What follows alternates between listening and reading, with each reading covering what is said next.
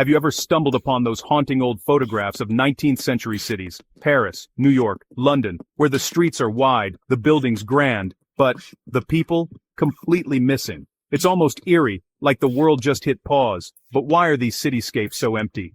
Historians have a few official answers. The big one?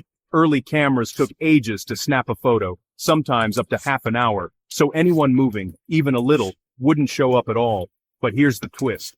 If those exposures really took that long, why do the trees look crisp? Why are there ripples on the water, clouds hanging still in the sky? Wind doesn't take a break for photos. Plus, in some shots, you can faintly make out ghostly figures. Just a blur. But proof that people were there, just moving fast. So maybe those exposure times were way shorter than we've been told, maybe just a few seconds. Now, some say these photos were taken at dawn, when the city was naturally quiet.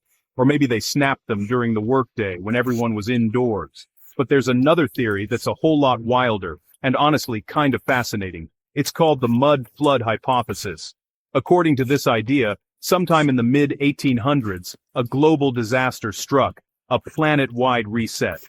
Imagine a catastrophic mud rain, drenching cities across Europe, Russia, and America, leaving thick layers of clay behind.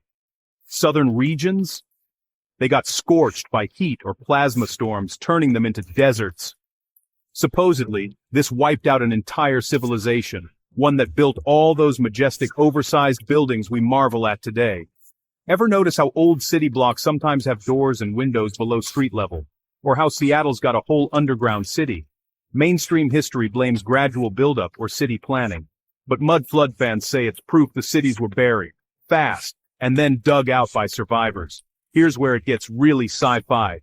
Those huge doors and giant windows. Maybe they weren't just for show. Some believers claim they were made for a race of gigantic humans, 2 or 3 meters tall, who died out in the catastrophe. The world's atmosphere changed, they say, and only smaller humans survived to inherit the cities. The wildest part?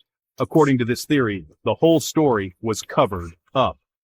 The records were destroyed, new history books were written, and the rapid growth of American cities wasn't innovation. It was repopulation, as people moved into abandoned ruins. So, are empty 19th century photos just a quirk of old cameras, or a glimpse into a lost world we're only now piecing together? I'll let you decide, but next time you see one of those ghostly cityscapes, remember, sometimes the strangest mysteries are hiding in plain sight.